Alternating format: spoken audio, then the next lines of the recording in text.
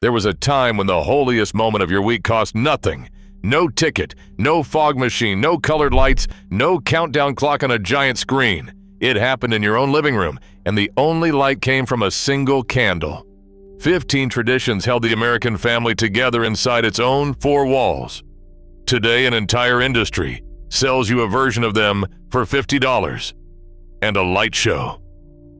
I went through devotion manuals from the 1950s and more than 200 first-hand accounts to bring you this. And here is what will stay with you. These traditions did not disappear because people stopped believing. The believing barely changed. Something else was taken, quietly, from in the house. Number 8 has an exact date of death, 1966. Number 4 was so quiet that most children never knew their father did it every single morning. And number 1 was not even a prayer. It was the thing that made the other 14 work. You lived some of these. Maybe not all 15, but at least one of them you saw with your own eyes. Number 15, the little bowl by the door you touched without thinking. You remember it now that I say it. Right beside the front door, at the height of a child's arm, a small porcelain bowl. You dipped 2 fingers in it on your way out. Forehead, chest, shoulder to shoulder. 3 seconds, and you stepped into the day. Your father did it heading to work. You did it heading to school. It was the last thing that touched you before the world did. A pause built into the doorway that told a frightened child, you are leaving, but you are not leaving alone. Then came the move to the suburbs. The bowl got packed in a box, and the new wall never got the nail. Nobody decided to stop. The habit simply never got unpacked. You can hang it back tonight, beside the door you already walk through every single day. That bowl only opened your morning. What closed your meal had 2 halves, and almost everyone remembers only the first. Number 14, the blessing that came after the meal, not before. The first one you know by heart. Before eating, hands folded. Nobody touched a fork until it was said. That one survived. But there was a second blessing, and the meal was not over until it was spoken. When everyone had eaten, before a single chair scraped back, the family said it together. We give you thanks, O God, for all your blessings. 2 blessings. One opened the table, one closed it. And while you were inside it, the whole family was in one place at one time. Then came 1954, and the television dinner. A tray, a folding table, a show. The food survived. The prayer lost its stage. They stopped sitting in a circle and started sitting in a row, all facing the same glowing box.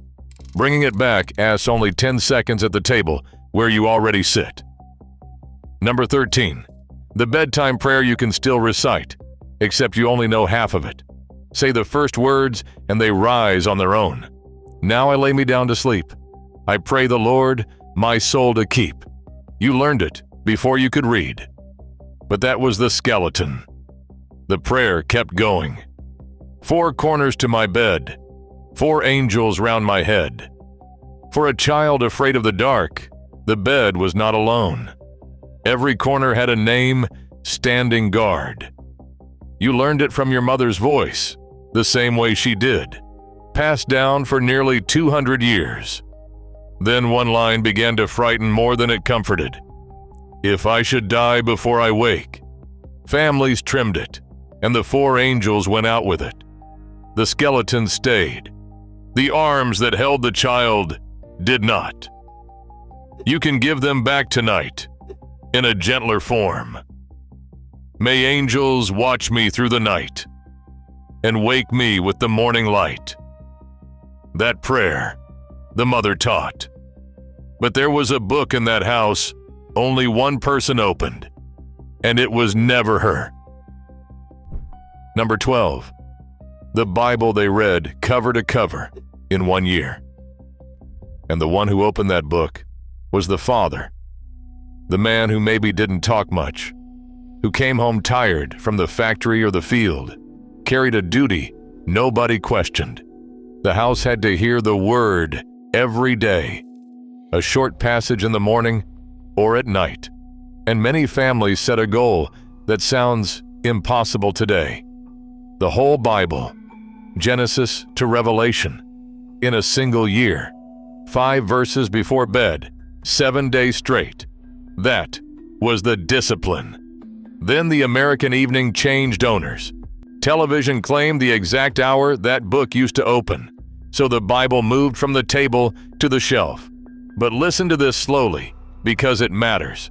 Those fathers were not theologians, but a child who watched the strongest man he knew bow his head before something greater learned without a single word, the hardest lesson there is. Humility. That has not been replaced. It has simply stopped being done. This one was read, but once a year, the whole house received the writing in another form, by hand, above the door.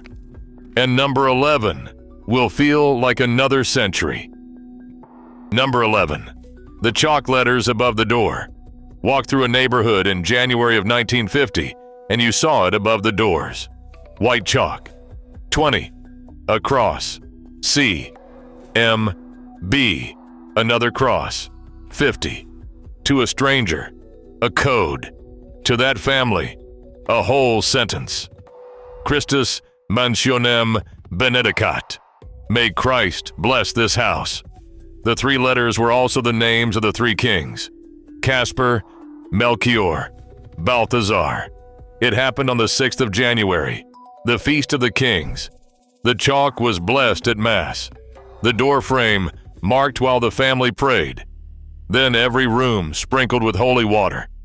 The door became a declaration. A family lives here under protection. And nobody ever erased the chalk. It wore away on its own, fainter every month. The old folks said that as it faded from the wood, it was sinking into the heart. The modern door became a formality between the car and the couch. This is the easiest one to bring back.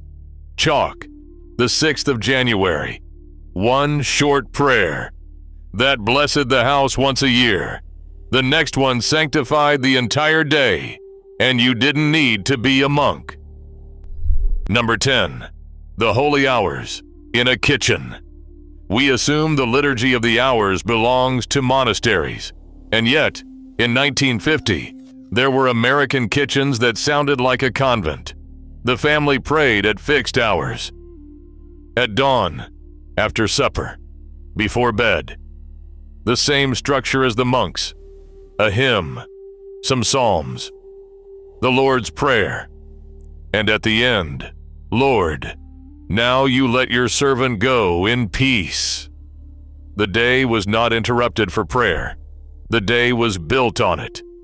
But this practice demanded what modern life tolerates least. Continuity. Split schedules and screens made the rhythm impossible. So the prayer of the hours retreated to the convents, and we grew up believing it had always lived there. The way back is the simplest one. 10 minutes before bed. These hours were kept by a book. The next one was kept by a sound that crossed the whole town, and when it rang, the country stopped. Number 9. The bell that stopped the whole country. 6 in the morning, noon, 6 in the evening. 3 times a day, the church bells crossed the air, and people stopped where they stood. The farmer in his furrow, the mother with her hands in the dough. 60 seconds of stillness, set by a sound older than the country itself. It was the Angelus. 3 gospel verses, 3 Hail Marys. You remember that famous painting, the 2 farmers with their heads bowed in the middle of a field? That was not art. That was the daily life of millions, including the America of 1950. And here was the most beautiful part. The rich man and the hired hand stopped at the same hour for the same sound. A clock of the soul that everyone shared. Then the town became a suburb. The suburb became a highway, and the bell could no longer be heard. Today, you can carry that bell in your pocket. 3 alarms, 60 seconds each. But one day of the week needed no bell at all. You could see it on the plate. And number 8 is the one I told you about, the one with an exact date of death. Number 8, the Friday you could see on the table. In 1950, you didn't have to ask a family about their faith. You looked at their table on a Friday. No meat? You knew. Every Catholic, from the age of 7, gave up meat every Friday of the year. All 52, a faith you practiced with your fork. And here is the incredible part. In 1962, a man named Lou Groen, who owned a McDonald's in a Catholic neighborhood of Cincinnati, watched his register sit empty every Friday. So he invented a fish sandwich to keep from going broke. The Filet-O-Fish, still on the menu today, all over the planet. But then came November of 1966. The bishops lifted the obligation outside of Lent, and when the rule disappeared, the practice disappeared with it. What that small sacrifice taught was enormous. We belong to something, and belonging costs something. That is what fed Friday, not the fish. Bring it back with one fixed day, one small sacrifice, the whole family at once. If that habit made one day sacred, the next one made a whole month, with flowers and a flame. Number 7, the month that came indoors with flowers. Every 1st of May, in millions of homes, a small sacred move-in took place. A table cleared, a white or blue cloth, an image of Mary. Around her, spring flowers, rosaries, a candle. And the children built it themselves. That was half the secret. Every night of the month, the family gathered there. A decade of the rosary, sometimes a hymn sung low. The candle made the shadows. The flowers made the smell. Ask anyone who grew up with this, and they won't recite the prayers. They will describe the smell. Flowers and wax. May smelled like that. But in the 70s, the home's rituals fell off the calendar. The devotion moved to the parish. An hour, not a month. All you need is a shelf, an image, a candle, flowers, 1 decade a night, and let the children build it. That image came in May and was put away in June. But there was another one that never came down, and it hung over the most defenseless place in the house. Number 6, the crucifix above the bed. It was the crucifix. In the bedroom of 1950, there was a rule nobody wrote down. It went directly above the headboard. The last thing you saw at night, the first thing in the morning. Not decoration. It consecrated the place where the family was most defenseless. Dark wood or plain metal.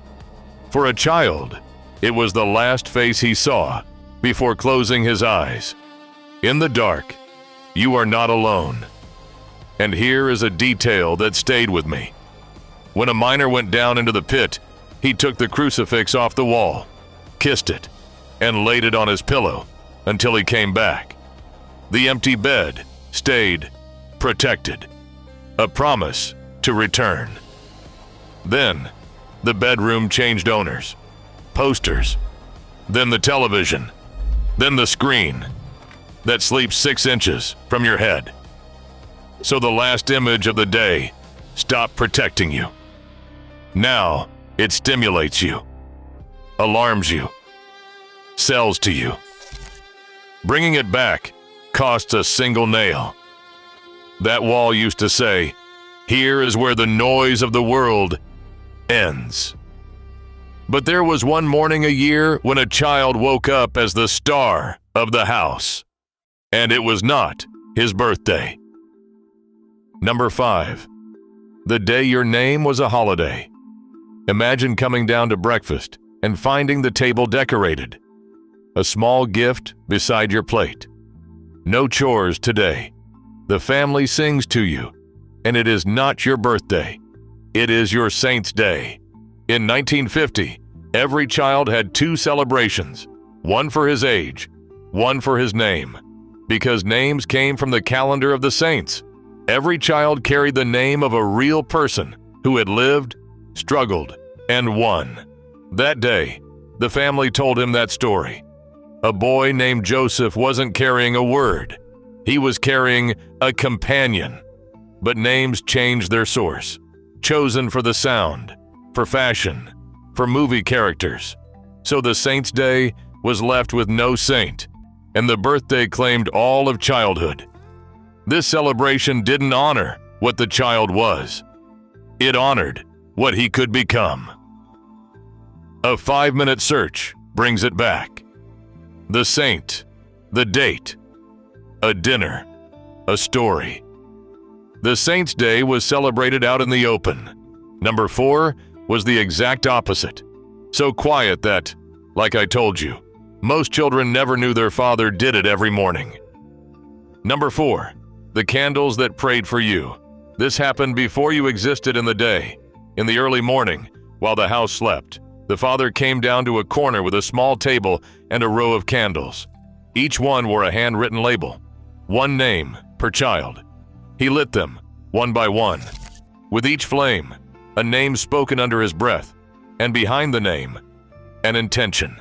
This one's health, that one's exam, the oldest one's temper, a prayer with a last name, and a bedroom. Then he went up to shave. The candles stayed burning, and when a child woke and passed the corner, he saw his candle lit and understood without anyone explaining it. Dad already prayed for me today. A father's love, almost never spoken out loud in that generation, became visible in a flame. That is why so many children never knew. They saw the candles 1,000 mornings, but never the man lighting them in the dark. One label per child or grandchild, 5 minutes before they wake. Don't tell them. Let them find out. That gesture, the father made in secret, in the dark. The next one, he made looking you in the eye, in broad daylight, right before you walked out the door. Number 3, the thumb on the forehead. It was the cross on the forehead. Remember the bowl from number 15? This was its twin, but in reverse. The child didn't do it. He received it. Before school, before play, the father or the mother stopped, looked you in the eye, and traced a cross on your forehead with the thumb. God bless you and bring you back safe. 5 seconds. Every departure. An entire childhood. And when you felt alone or afraid, you touched your forehead and remembered there was a mark there you couldn't see, but couldn't rub off. Then modern departures became races against the clock. Backpack, keys, hurry, or you'll miss the bus. And the child of today leaves home without anyone touching him. His protection handed off to a phone in his pocket. A cross with the thumb. One sentence, every departure. That is how it survived 500 years. Until it stopped. That one took you 5 seconds. The next one took 15 minutes every night, and an Irish priest convinced millions it could save the whole family. You've heard his slogan your entire life. You don't know where it came from. Number 2, the 15 minutes that closed the day. When supper ended and the house went quiet, the family did not scatter. It gathered, by the fire or around the kitchen table, in the name of the Father, and the children answered from memory, with a cadence you don't learn. You inherit it. 15 minutes, the voices alternating, the rosary beads passing through the fingers. And in 1947, this habit found an unexpected ally: the radio. An Irish priest, Father Patrick Peyton, launched a program where Hollywood stars prayed the rosary live, and millions of families prayed along with them. And out of it came a sentence that reached all the way to you: the family that prays together stays together. You've heard it 1,000 times. It was born right there in 1947 for that radio program. But the machine that replaced that radio didn't ask for answers. Only silence. Television claimed the rosary's exact hour, and the circle broke. So the last voice the family heard together stopped being their own. 1 decade, 2 minutes, screens off, brings it back. And yet, the rosary is not number one, because underneath all 14 habits was something that wasn't even a prayer. It was what your body did before the first word, and when it disappeared, everything else lost its ground. Number 1, and it is not a prayer, it is a posture. Every morning and every night, the family knelt down together. The father, the man who ran that house, put his knees on the same floor as his 5-year-old son. The mother beside him. Everyone at the same height. Everyone facing the same thing. Think about that, and you'll understand why the other 14 worked. The holy water, the candles, the rosary by the fire, they all grew out of this posture. Kneeling was the silent declaration that held the house up. In this family, nobody is the biggest. A child who watched his father on his knees needed no sermons about humility. He had it in front of him, twice a day, on his own living room floor. The chairs, the schedules, and the screens stood us up, then sat us down, each in our own room, each with our own glowing light. So we didn't lose the faith. We lost the posture. And without the posture, the habits had no ground to stand on, and they left, one by one, all 15. You knew these habits. Maybe not all 15, but someone in your house dipped 2 fingers in that bowl, received that cross on the forehead, saw their candle burning one morning. That knowledge did not die. It just went quiet. So tonight, pick one, just one, and tell me down in the comments which one you're bringing back and which one you remember from your own childhood, because every memory you write down there is exactly what this video is trying to save. How an American house really used to pray.